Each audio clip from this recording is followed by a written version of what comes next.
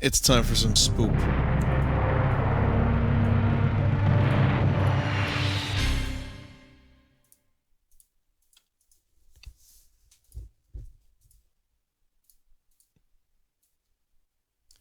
And we return to Castlevania Symphony of the Night. One of my favorite games ever made. With one of the best soundtracks ever.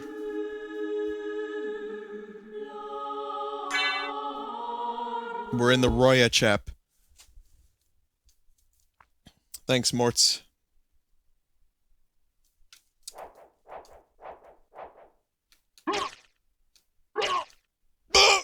Right. There's that. Yeah.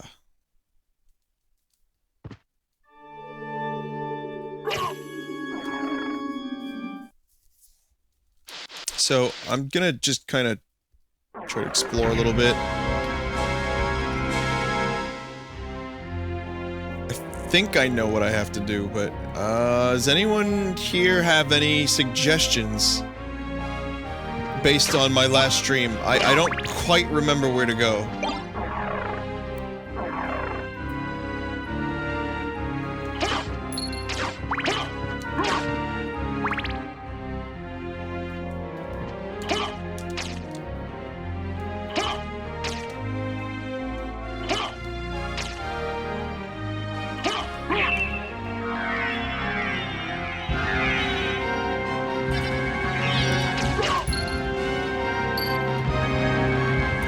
What is the sub-weapon? It's lightning.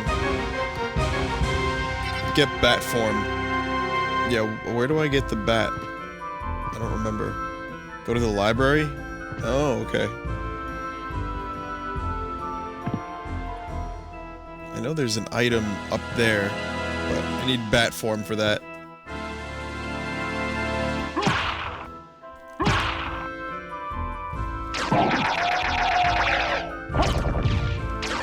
So this is the shield rod. It is one of the most broken weapons in the game. I love it. But it's also, perhaps, not something I want to use right now. Also, is the game too loud, or is the volume alright?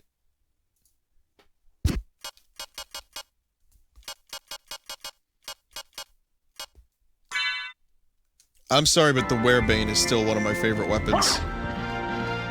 That shit was a rare drop. I'm not gonna give it up that easy.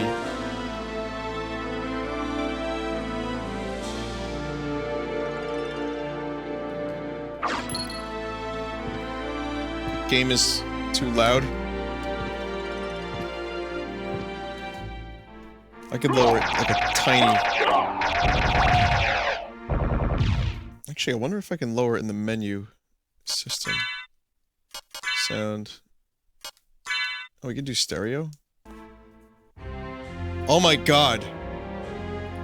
I was on mono this whole time?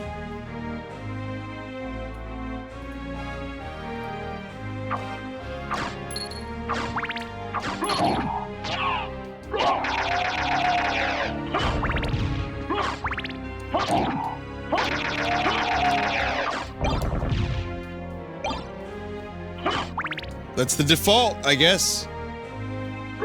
Now we can hear the songs the way they were meant to be heard, mixed in stereo.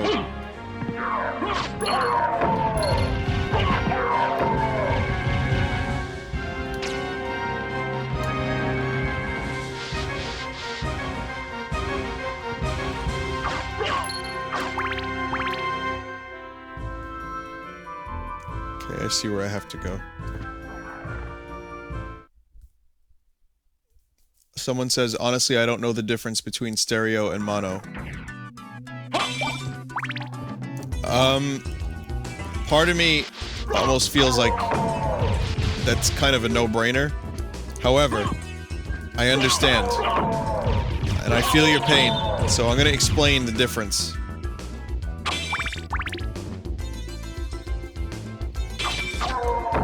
Alright. Stereo...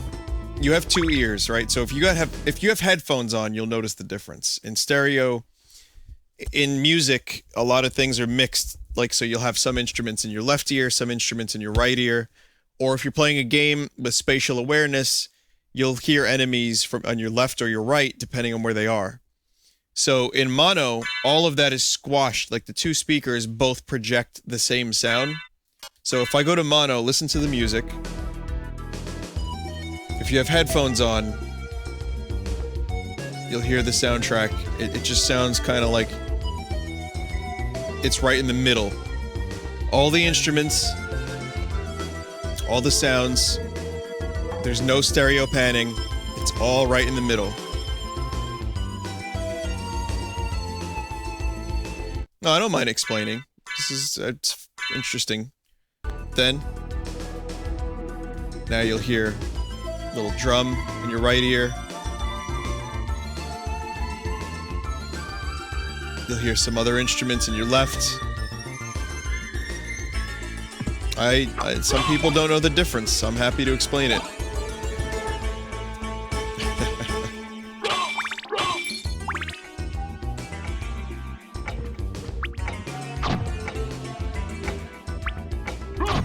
Man, I am so happy this is in stereo now. The music just sounds so much better.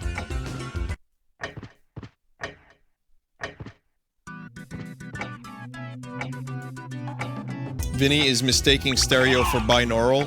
100% not.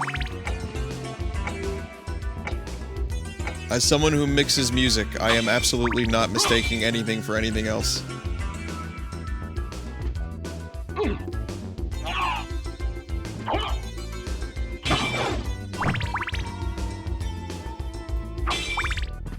Binaural is a different thing.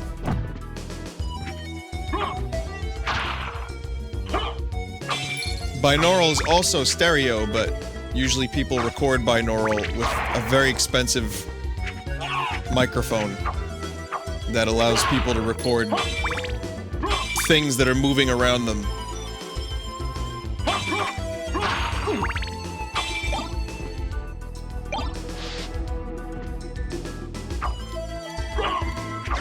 That's the new buzzword for ASMR stuff, the binaural.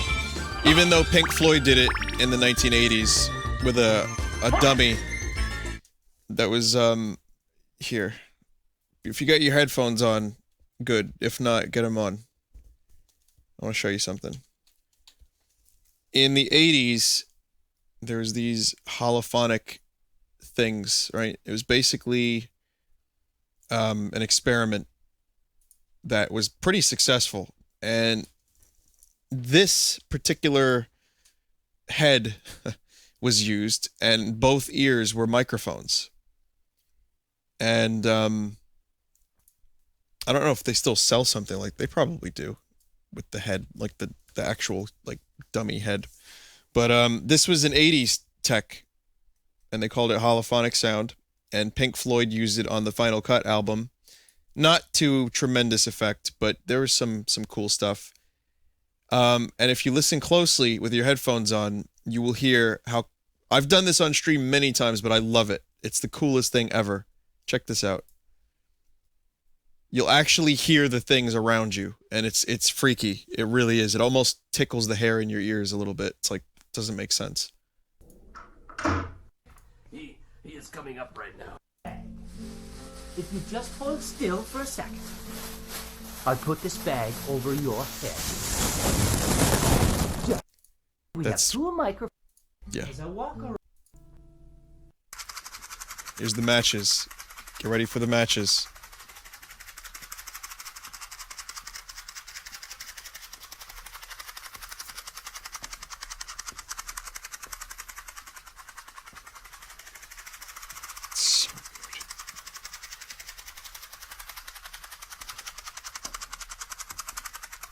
It gets weirder.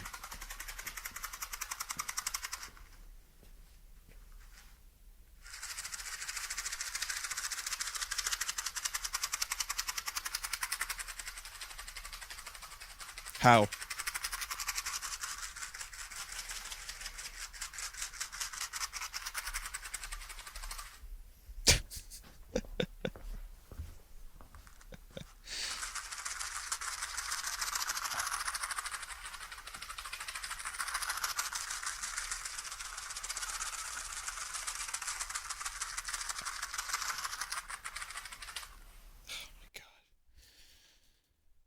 It feels weird. That's a case of audio that actually feels weird.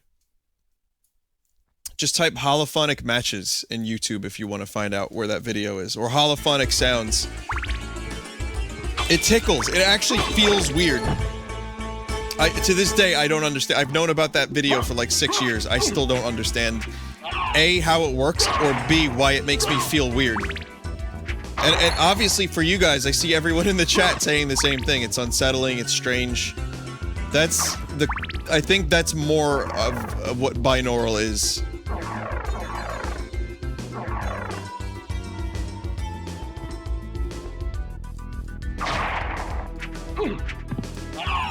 Yeah. But as an audio engineer, your job is to make all the sounds in music spaced out appropriately in stereo. So, like the Beatles, a lot of their early songs were mixed in mono, and then stereo became a huge thing. And so they had to learn how to adapt. And the engineers that did the Beatles songs kind of didn't really get it at first, so some of the early mixes in stereo are a little weird. So a lot of, like, audiophiles and Beatle, like, freaks prefer the mono mixes of the earlier 60s songs. But then by the time you hit, like, Sgt. Pepper and, like, you know, Abbey Road, the audio is mixed for stereo specifically. And that, I find that to be fun, honestly. When I'm mixing a song, not that I'm amazing at it by any means, but I definitely have fun doing it, and I think I got decent enough at it. You know, like you put some sounds in the middle, you put your bass and your drums in the middle, and then you put like a guitar on the right and another guitar on the left, and like you can put like a synth in your right ear. Maybe you can put some like reverb for the drums in the left ear. You can like space out and create like a picture. It's a lot of fun. But if you really, like, I was listening today to some songs that have the drums, like some old school, like Motown songs, where the drum and bass is mixed entirely together in the right ear. So if you didn't have a right speaker, you wouldn't hear any drum or bass. None. And actually that's a trick that was used in the earlier days of audio engineering for stereo to eliminate something called phase cancellation. Now I don't know what the fuck that is, but I do know the word. And apparently it's not a good thing. So if you listen to some of the early Beatles recordings, and again, this is not something I've never spoken about on stream, but if you listen to some of the earlier Beatles stuff, you will hear John Lennon or Paul McCartney's voice mixed all the way right, or all the way left. And it's weird because it creates a very, very clear, very, very, like, intense stereo image. And they sound like they're in the same room as you. So when you pan hard right or hard left, sometimes the effect is actually really, really good. At my old job, I put on like a mix of songs. Like for the commercials that were on. Like not commercial, but like kind of information. I worked at a TV studio, looked like public access. And I remember putting Beatles songs on, but there was a problem. They only broadcasted on one speaker. So you would turn the channel on and you would only get like the left speaker. Like the left portion of the stereo mix. So it sounded like Beatles karaoke. Like you would hear some of the Beatles song minus the vocals and like the drums. It was really, really weird, and a lot of people actually couldn't figure it out and called and complained. And it was, yeah. That was interesting. Eventually the problem was fixed, but for a short time it was just Beatle karaoke. It's like, oh wow, the drum, bass, and guitar. That's interesting. Why are they missing everything else? Where's everything else?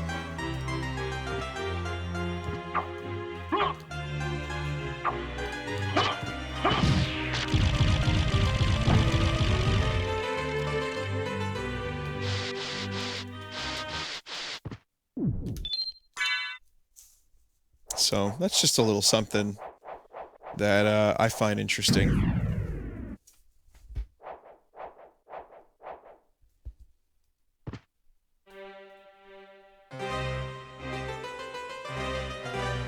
I'm gonna get an iron shield, but I'm gonna get the form of the bat first. Oh my god, this room sucks dick.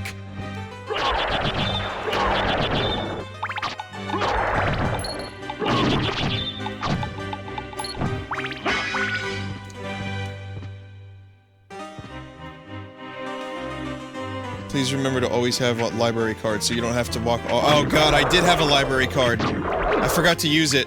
Whoops. I wouldn't have had to make this whole trip back to the library if I used it. Oh, that sucks.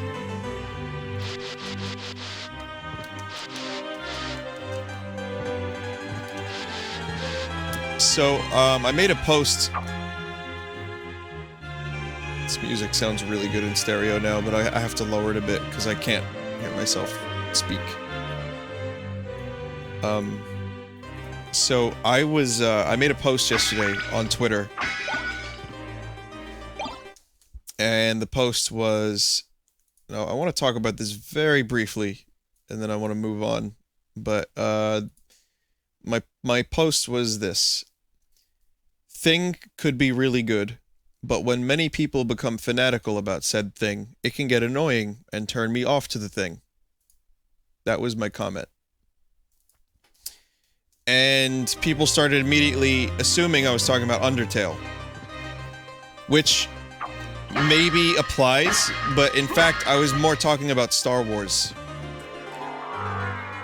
After the Star Wars trailer was released, some of the fanaticism surrounding Star Wars was getting very, very annoying. And some of the fan theories were making me crazy, like Luke being a Sith Lord. And the Super Bowl stuff, or like the football stuff with the trailer, and just everyone going on and on about Star Wars, and it was honestly making me kind of crazy. But I'm not talking about people enjoying something on a mass scale. I want to clarify, because people were getting really shitty with me. I'm talking about like people getting so fanatical about the thing that it just, the fandom can get you a little bit annoyed. But mainly I was talking about something I already love, which is Star Wars, and how the fanaticism behind the theories and all the analysis of every shot of this trailer, people trying to figure out the storyline of this movie, was making me a little bit crazy. That's mainly what I was talking about. However, people thought I was talking about Undertale. And I got some lovely emails from people saying, Vinny, you're an asshole, Undertale is amazing. I got 3 emails. And plenty of other passive-aggressive tweets. Assuming that I was talking about Undertale, even though I wasn't. So, how about that? Just goes to show. Fun, fun, fun, fun, fun. I had to explain that the world does not revolve around Undertale when I discuss things of that nature. And I was really actually getting kind of upset that people were writing me hate mails as a result of a tweet that had nothing to do with Undertale. So, how's that?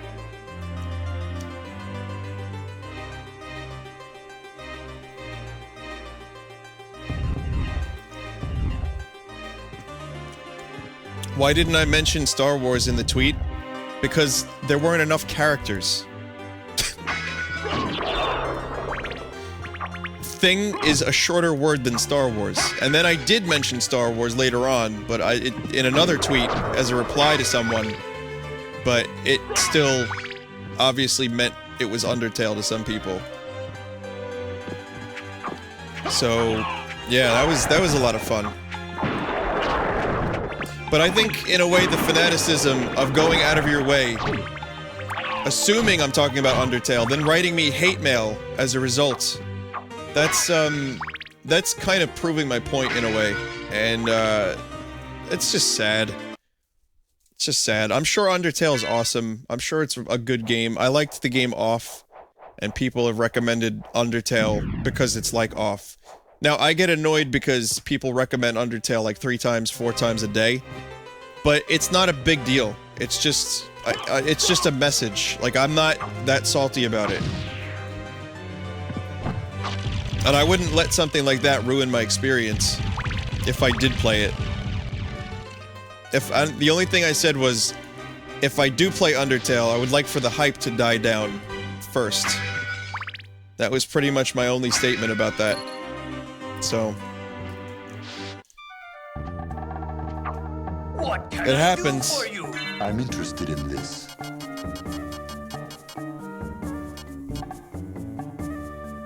Okay, so this is the broken shield. Thank you. Yeah.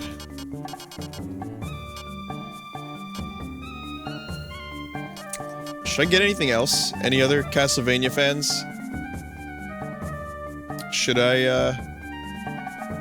is there anything else here?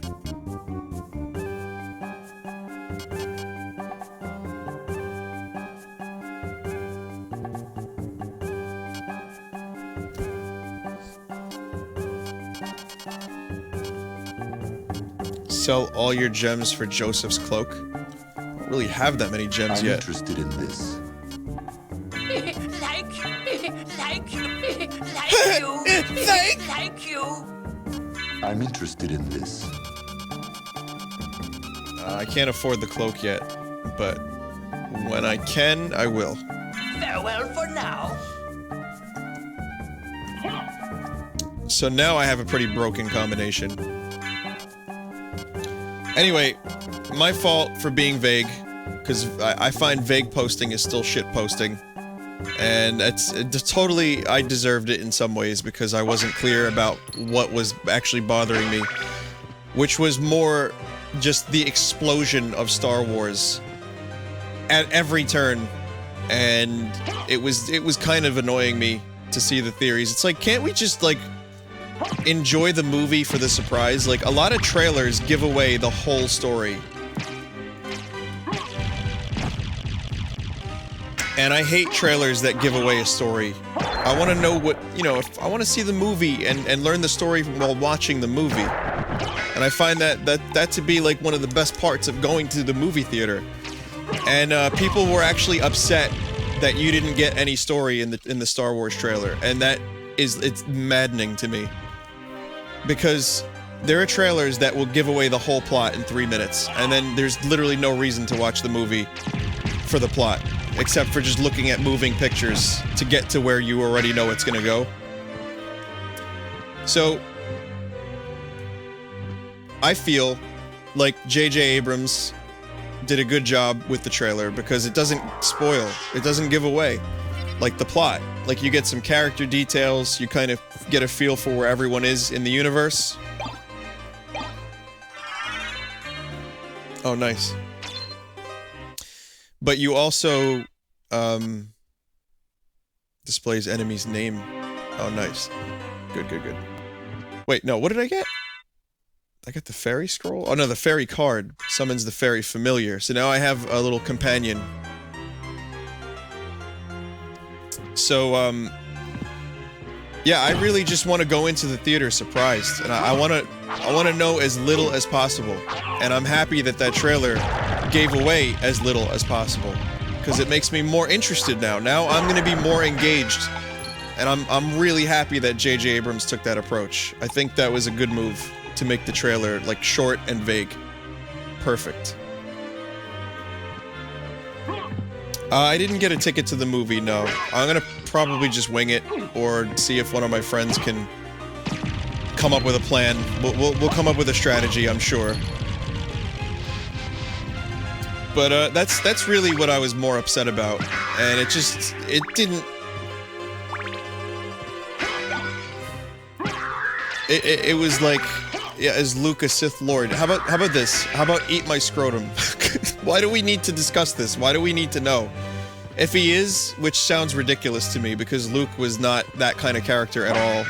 But if that is his character, then, you know, just let it be, man. and every other detail was scrutinized, and like, oh, this doesn't look good. And then the other thing is, like, people are did you hear that people are boycotting? Like, there's a really racist group of people that are boycotting The Force Awakens because it features prominently a black main character. What year is this? Like, are we fucking 2015?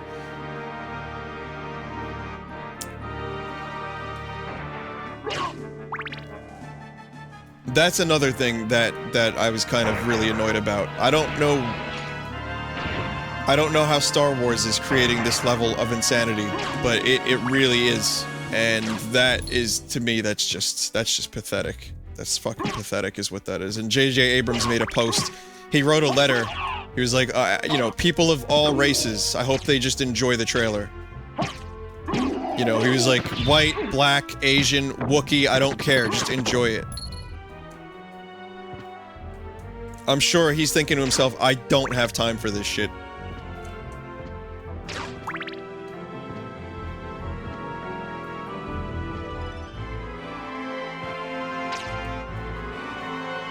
Oh, that was a fake boycott? Oh my god. Wow. It was started by, Let It? Wait a minute, you mean to tell me 9gag started this? And I fell for it? Oh my lord.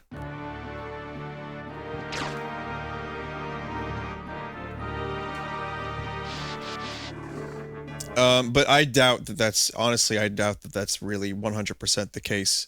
Because do you remember when Finn was first revealed and there was a backlash because he was black, a black stormtrooper? It sounds like this is more of a parody of something that really happened.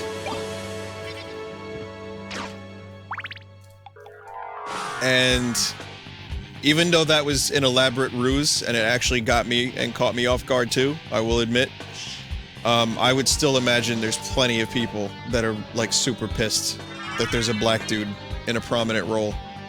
And that is just...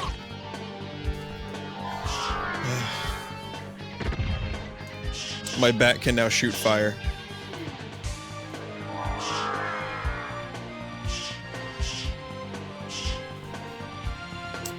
But how about this? How about the fact that it trended on Twitter and the real racists started following it and making posts like, yeah, you're right.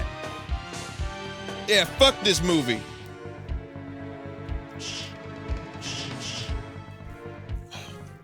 In some ways, it's a brilliant plan to call out and expose the racists.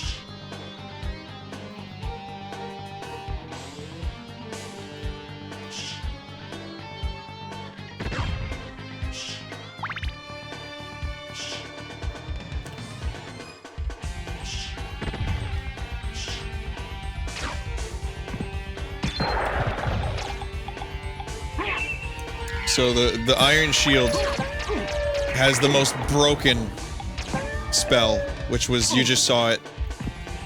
It's super broken, and it is beautiful and cute. I want to show you what it does to the skeleton, the skull. Check this out.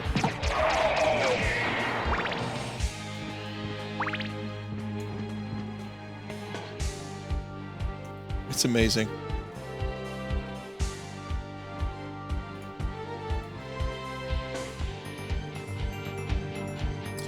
But yeah, for as good as something is, like, I love Star Wars. I'm a Star Wars nerd. I'll admit it. I love it. And I'm excited for the new movie because it actually looks like some care was put into it. And I like where they're starting us off, you know? God, that costs a lot of hearts. Jesus. Like, it seems like the whole 35 years later, or however many years later story has been well thought out, and I'm really, really excited to jump back into this world. So it's just a shame that it's the biggest thing ever in some ways, because as much as I'm excited, I also kind of like facepalm from time to time when the super fans like go full crazy. Like, for example, if you watch the Red Letter Media review, there's footage of the Phantom Menace, like, screening, and it's people, like, falling to their knees in awe that they got into the theater to see a new Star Wars movie. It's just crazy. It's insane that this movie got, that this series, that this movie, this whatever, this franchise became as huge as it is. So, that said, I am still looking forward to the movie. I won't deny that. And I won't let that detract from my enjoyment of the movie and the series. Hey, at Comic-Con, one of the only things I bought was a Black Series Kylo Ren figure. It looks really good.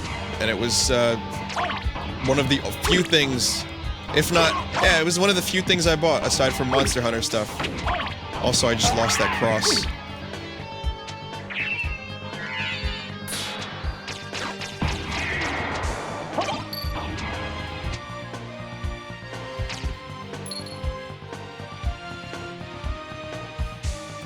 Also, a big part of me is happy that the prequels did not kill the franchise. So I guess I can't complain too much. Yeah, I don't think I'm gonna be the type of guy that's gonna go opening night to see Star Wars. I'll probably end up waiting a day or two, and then I'll go.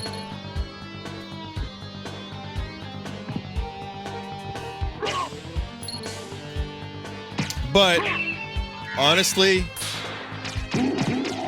if it was up to me, which I think the future is we're heading in this direction, with the Netflix movie, for example, if it was up to me, I would watch the movie from home.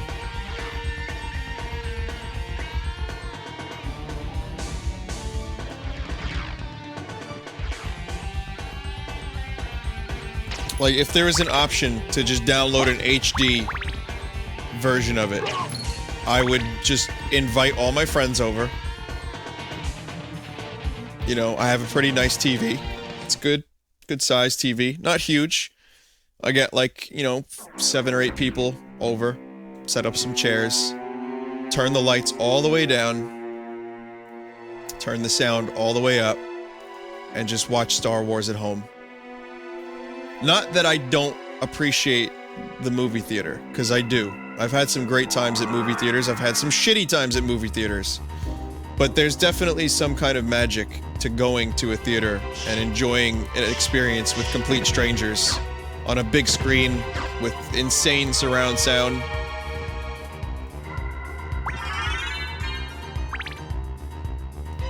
Yeah, and the snacks that cost like $10. Speaking of snacks, I did not eat dinner tonight, and I just realized that now. I just had a very extensive lunch and some chocolate-covered pretzels. Oh my god. Yes, the bean story, Jethro. Is that real beans?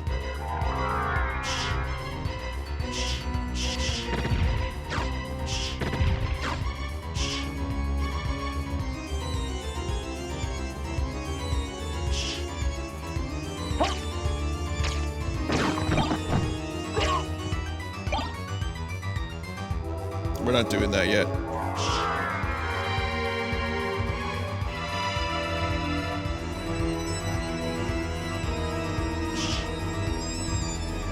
So I'm just exploring a little bit for now, but I know where I have to go, or I know where I'm going to go next, so I'll get there soon.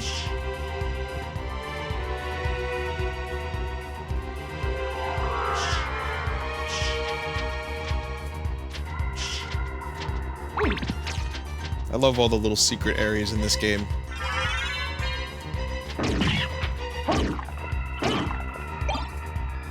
The fire mail. What do I have on? The ice mail. Fire mail, you lose defense. Yeah, let's just, never mind. Increases MP restoration rate, that's nice. And the Ankh of Life increases heal item power. I don't know why I hadn't equipped those.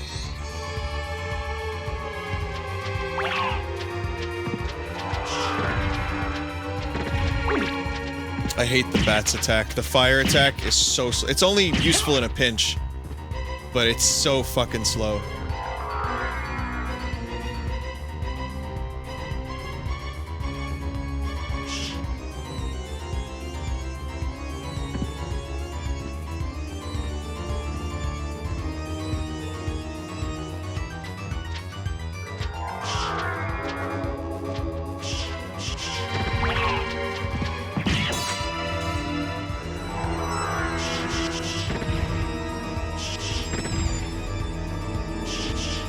Wait, how do you do the ram attack with the bat? Full circle? And then X? That's not quite working. And I'm out of MP. I'll try it again at some point. I'm gonna go to Orlox's quarters. It's my next move. Oh, I got the mist power up too.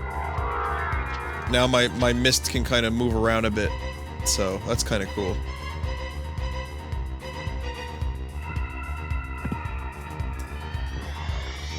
Hold X, full circle, back, then release X. Oh, that's how you do that?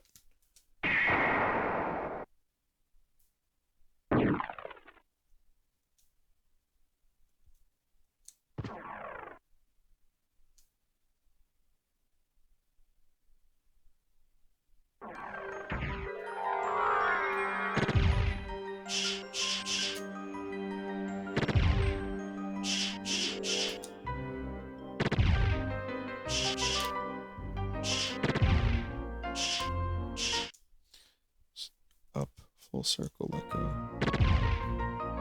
Alright. Whoops.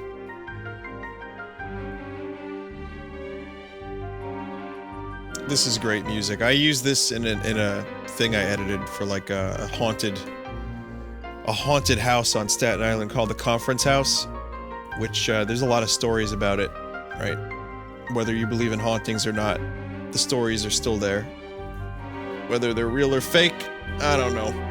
But anyway, I did a little project at my old job, and I thought it came out pretty good. I'll show you guys a little bit later.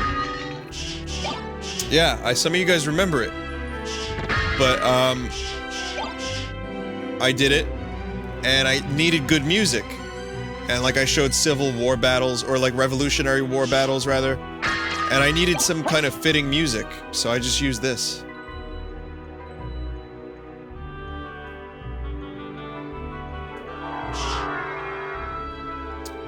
Are you doing a full playthrough? Yes, this is a full playthrough.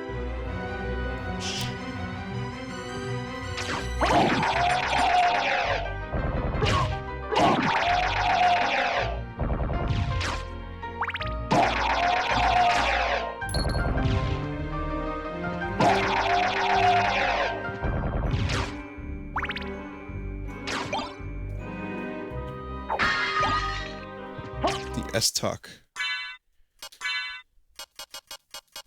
German thrust sword. Yeah, I like the way you thrust, Clow. It's a two-hander. And it's, yeah, it's an interesting sword. I'll use it for a little bit, just for the sake of variety. It's not my favorite type of weapon in this game, but it does have some merit.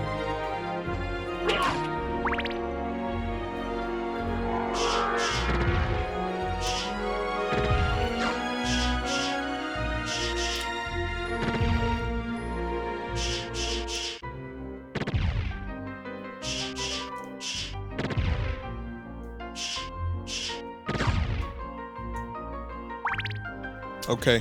Yeah, I still don't know how to do the goddamn bat thing. You hold X, you do a full circle, but nothing happens.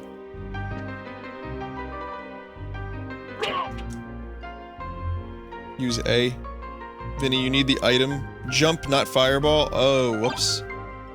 Oh, when you said X, I think you were thinking of PlayStation X. Oh, there it is!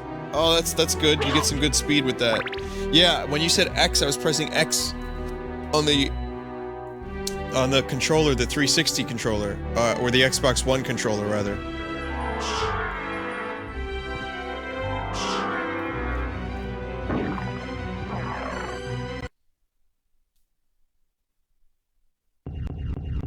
Should I cheap this boss out? Orlox? What do you think? Olrox, sorry, Olrox. Yeah, I'm gonna do it. He looks like, Sir Slash from Chrono Trigger a little bit, actually.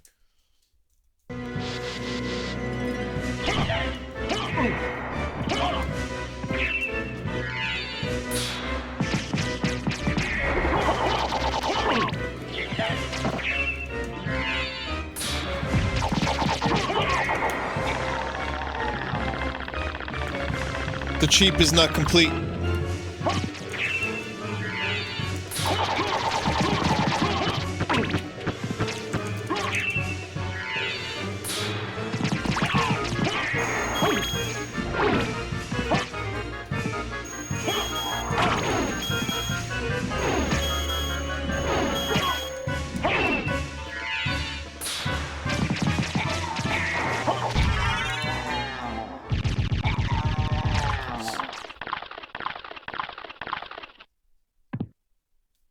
I love when Castlevania games do this, where the enemy dies and the skeleton kind of like lives for a little bit. It's such a Super Metroid homage. It's beautiful. So one of the complaints about this game to this day is that it's a little too easy, and I am completely in agreement with that. It has a few moments where it kind of bites back, but it's generally, once you start leveling up and getting good items, you don't really have too much of a problem with it.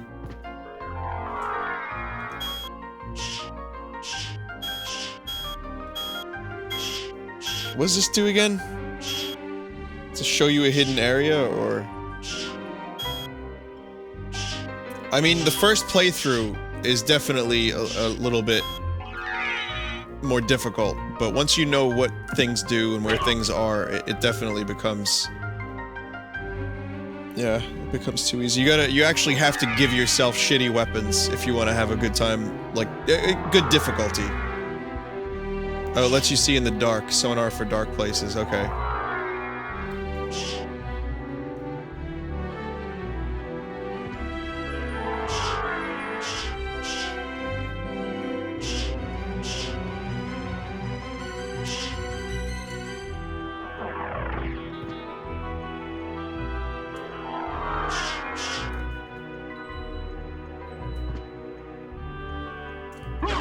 Yeah, Order of Ecclesia was a little harder. Circle of the Moon was challenging. I died a lot in Circle of the Moon, so I appreciate that game's difficulty, despite it not being my favorite of the series.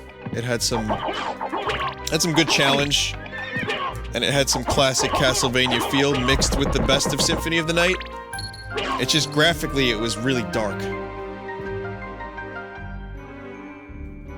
I remember the blood fountain. It's a nice touch.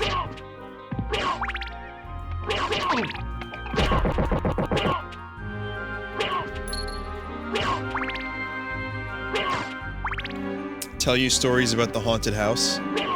I only know a few. I don't know the whole history, but in the little thing I show you, the little clip, you'll probably get a little bit more info.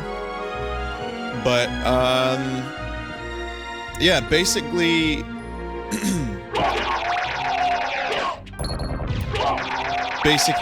oh, before I do that, I want to say that this game, some people have taken to the task of remaking this game. So there's actually a team of people currently remaking this game with improvements and cut content and harder difficulty. I have no idea how far along they are, but that is something that is happening.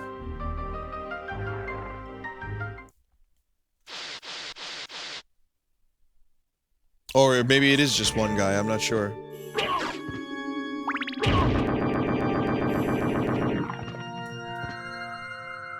I'm close to the sword familiar, where's that?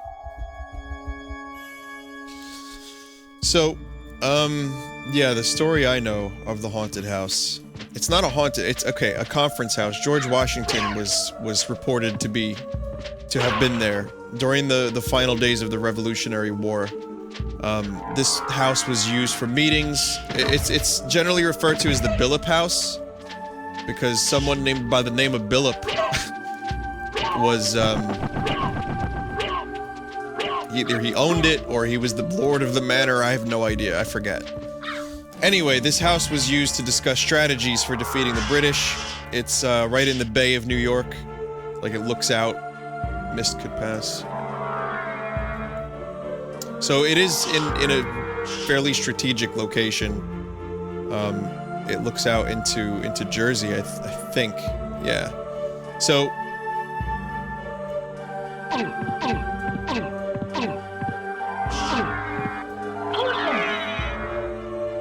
what's happening right now?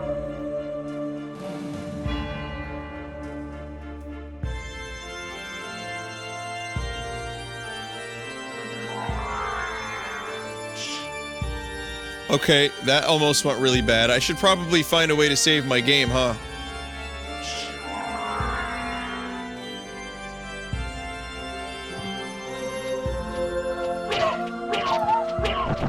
The hallway with the sword familiar is nearby. Where is that exactly? I need the spike armor. Yeah, I forgot about that. I'm sorry, my story's getting sidetracked. I apologize.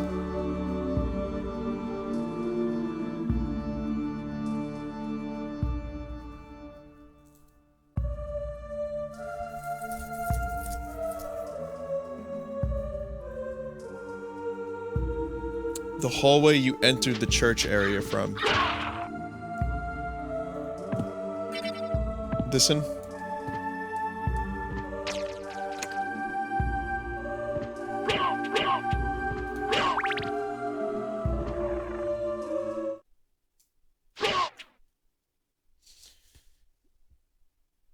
You were in Check the Ceiling.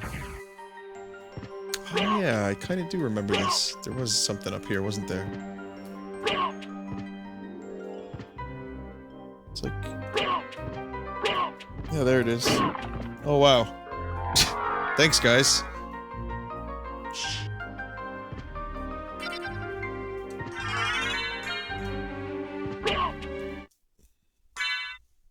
Yeah, this is a good one. This is probably the best one, and it levels up too, if I remember correctly. So now I have a sword following me around and attacking. It's pretty badass. Also, I'm done with this S-Talk already.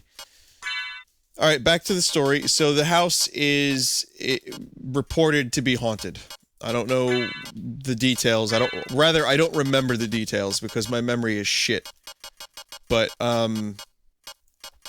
yeah, there's definitely a lot of reports of hauntings in this Billip house, and it's a very old house. It's very small, but I've been in there. I filmed in there.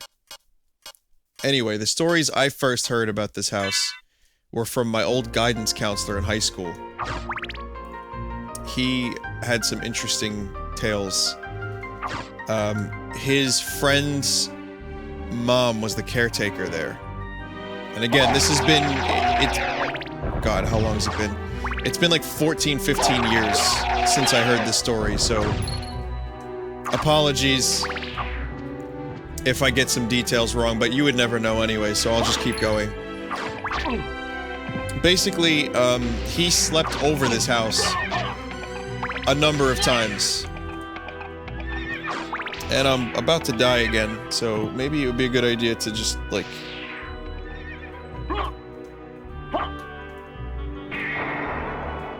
Wrong move. He has heard footsteps. His friend has heard footsteps. The mother has heard footsteps. That's like the most common one.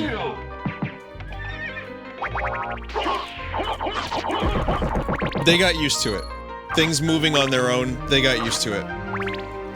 My friend was a bit of a skeptic. My guidance counselor was a bit of a skeptic for a while though, and he kept his skepticism until he said they were in the basement, they were sleeping, like they you know, set up like in the basement, good job. They set up, like, you know, beds down there, and he said that he woke up to go to the bathroom, and on his way back to the basement, he heard creaking footsteps, and he saw in the distance a red coat, like a soldier in, maybe not a red coat specifically, but like a soldier in Revolutionary War garb. Now, it could just be hysteria from knowing the history of the house, could be influenced by that, but he was very adamant that he was a non-believer as a young child until that happened. He also, in a subsequent staying in this house, in the basement, god damn my voice lately. In the basement, the windows at the top of the room were level with the ground, right? So you could look out the window and see the ground floor. He said that another night he was in the basement, it was during the day, and he saw footsteps walking outside the windows, like boots, and they were very blurry in his field of vision, and there was no one aside from his friend and the friend's mom there. There were no, and there is tourism in this like place, like they allow people to come and visit, but he saw footsteps. I know, I just said he saw footsteps. He saw someone walking by. He saw the boots. That's what I meant. But no one was wearing those boots, and there was only 3 people on the premises, and none of them were outside. So, again, I know there's skeptics no matter what you hear, no matter what kind of story. So I would never try to convince anyone that this stuff is, you know, real. I didn't see it. It's just a secondhand story. But that, coupled with the history of this house, it's definitely, it kind of makes you think a little bit. Like, what is it about this one house that has so many reports and stories? Why is all of this attention focused on this one house? So it's pretty interesting. And yeah, that's all I know. But other people that have visited, of course, have reported, like, if, again, just type haunted location Staten Island, look up the Conference House or Billop House, you'll get all the stories you want. But generally the people that have gone to this house to check it out and see its historical significance have also had experiences and have talked about their experiences in one form or another. So,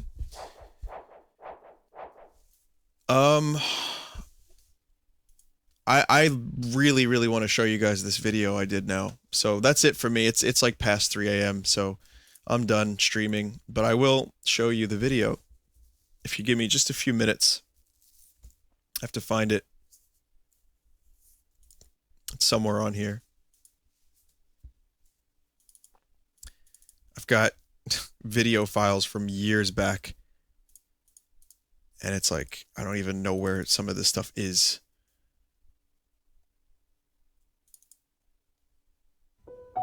Oh my god, did I just find it? Yep, I just fucking found it immediately. How's that for luck? I guess VLC. Alright, so my friend Paul is the dude that's talking in the video and he did a lot of the shooting, and like this was his show and my show, but he was the host of it. He was really good on camera. He works at a radio station, I think KTU, which is a New York like radio station. He interviewed Oprah fairly recently and a ton of other people. He actually has a very successful career right now, and he's really great, and he was a great friend. I haven't spoke to him in a while, but we used to go fucking get trashed at this whiskey bar in New York City, in Chinatown. So I miss him. One day I'll visit him. But yeah, I filmed a lot of this, and he also filmed a lot of it too. So we kind of shared the filming. This I didn't edit. I'll point out when I edited. This was a Halloween-themed show we did 4 years ago. Weird Staten Island was the name of it. This was the best show we ever did. There's the conference house in the distance.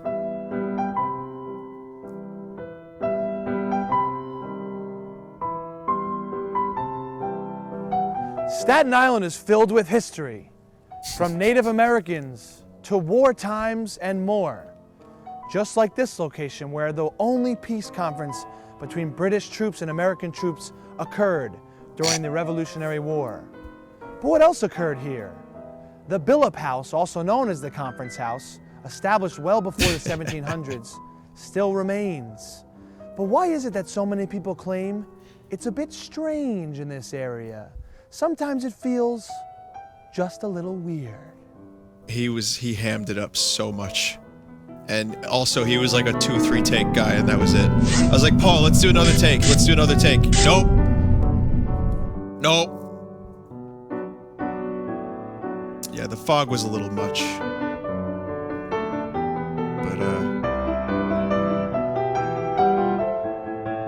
But, these were the best times at my old job. And then, you know, we actually got in trouble for this. Whenever we did something good, someone inevitably at the top Conference House, also would known get as shitty with us. All right, anyway, this right here, when you hear the start of the Castlevania music, is my editing. Conference House, also known as Bentley Manor, was built before 1680 and is located near the southernmost tip of New York State on Staten Island, which became known as Billop's Point in the 18th century. I like this. This is great.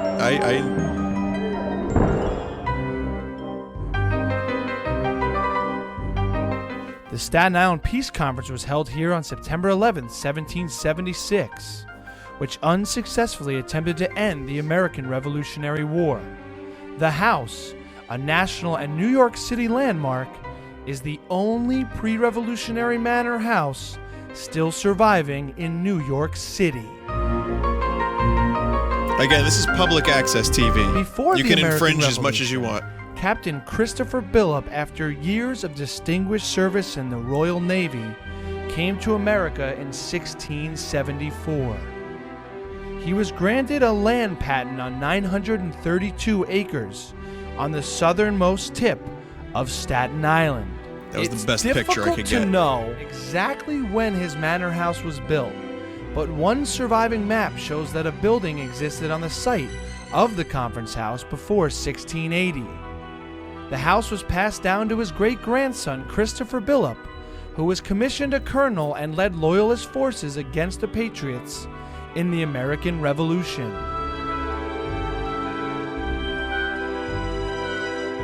In retrospect, the fog was way too much. On September 11, 1776, Lord Howe, Commander-in-Chief of British forces in America, brokered a meeting with representatives of the Continental Congress in a peace conference aimed at halting the American Revolution. Benjamin Franklin, John Adams, and Edward Rutledge rode over from Patriot-held Perth Amboy, New Jersey.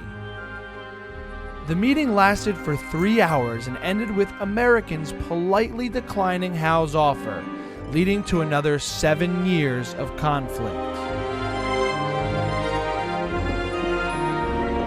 I found footage of reenactors, and I just sped them up a little bit, and it worked so much better. They asked me to make something out of nothing. I had to find footage, so I just infringed forever. Just forever infringement. No one watches public access TV anyway. Some believe the conference house basement kitchen was used as a hospital during the Revolutionary War, See, there's the and basement. British soldiers were buried on the property.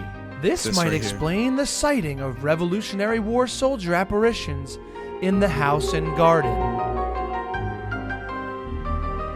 According to reports, disembodied laughter and invisible voices have been heard coming from the upstairs bedrooms. There What's have an been invisible reports of voice? seeing a large man running up the stairs toward a girl waiting on the first landing. As the story goes, the cantankerous Captain Billop killed a female slave with a knife on that very spot.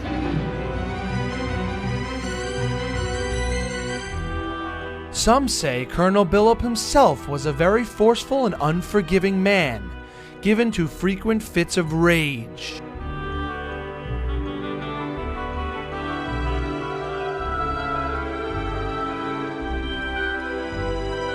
During the war, Colonel Billup was frequently kidnapped and held for ransom by the colonists. Colonel Billup became convinced someone in his house was informing the revolution of when he was in the house. It is not clear whether Colonel pushed the girl down the stairs trying to kill her, or she fell to her death trying to get away from Billup.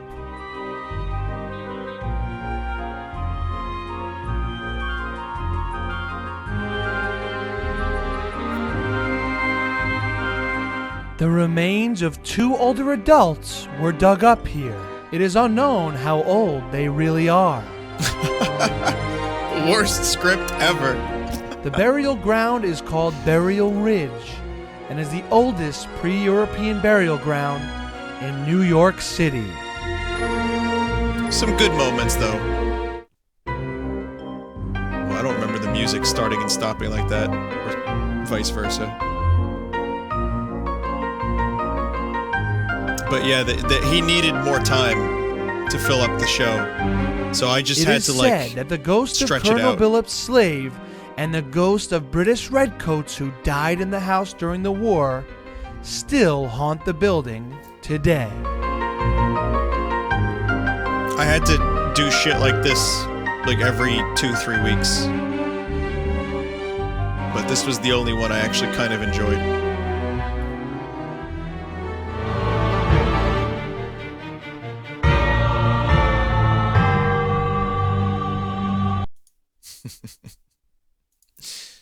I got one more for you.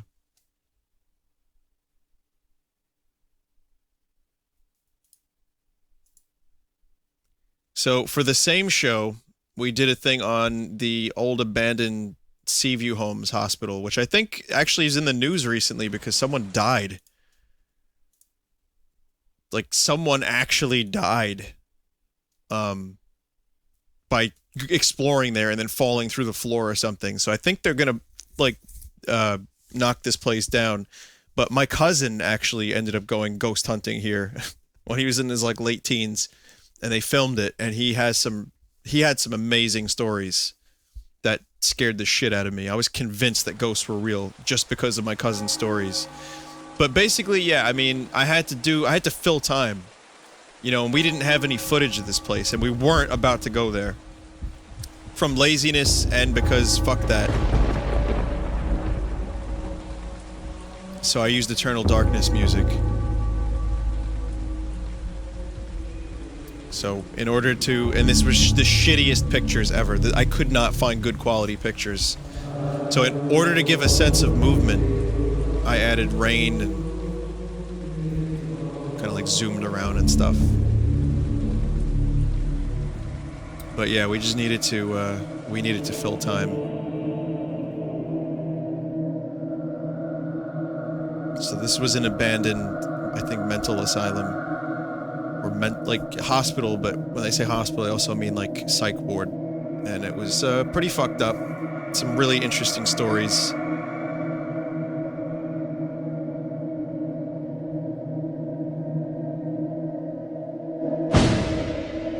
Oh my god, did I really put a jump scare in this? I am so sorry.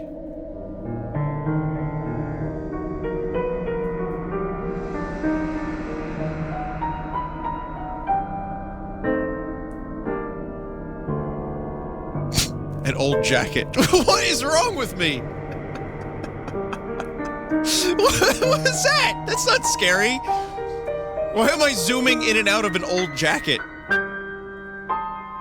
This is Advent Children music. Final Fantasy VII, Advent Children. I thought this was a good choice.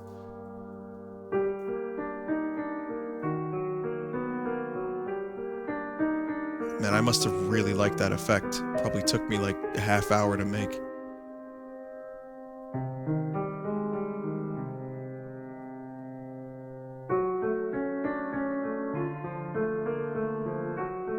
It was like, yeah, we need an extra 3 minutes for this show. Can you come up with something about this place? I was like, are you fucking serious? Like, this show is almost done, and now I need to make something. By the way, we need this by tomorrow. It's like, okay.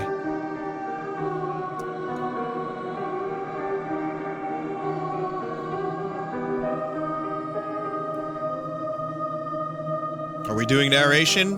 Nope. Okay. Just gonna zoom in on pictures and play spooky music. You're okay with that? Dude, whatever. Just make it.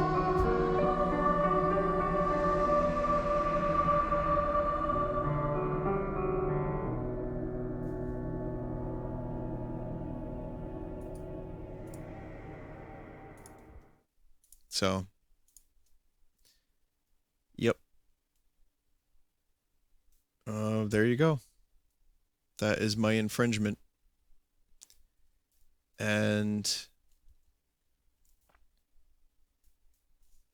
I don't think I have too much else for my old job.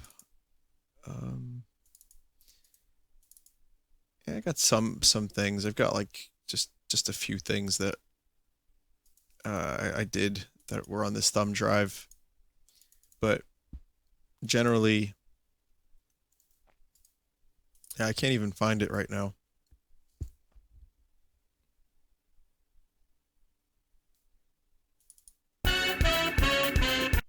Oh God. Yeah, I'm not showing you guys that one.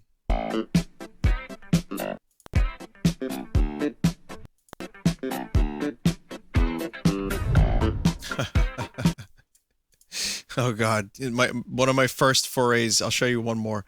This was, they wanted me to do a 32-second commercial, and then I actually used a preset for Adobe After Effects, right?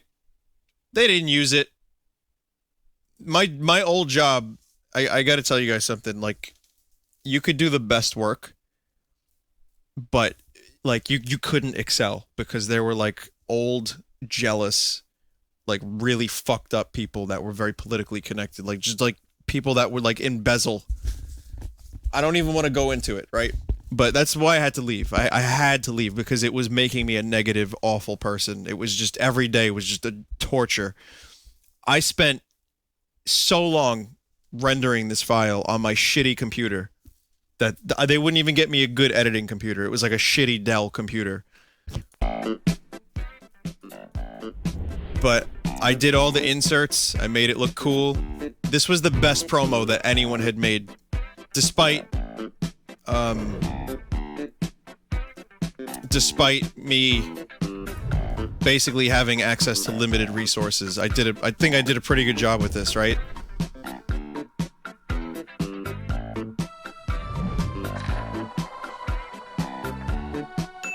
I did that last one on my own without After Effects. That was all done in Premiere. Right?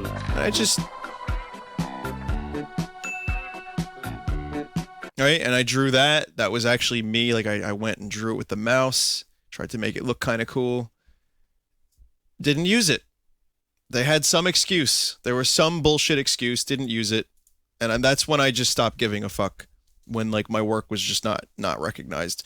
Not that it's the best thing ever, but for a public access television station where you're getting paid close to minimum wage and you don't have access to good computers and good stocks, like, footage, you know, like, there were no editors there. I actually wasn't an editor when I started. I learned to edit on my own, and then I was like, hey, you know what? I'll edit for this station. Sure, I'll do some stuff. And then I became probably one of the two best editors there, and then people just started leaving because no one's work was rewarded, and it was just shit. Why am I telling you guys this? That's the better question. Like, what was... Anyway, memories.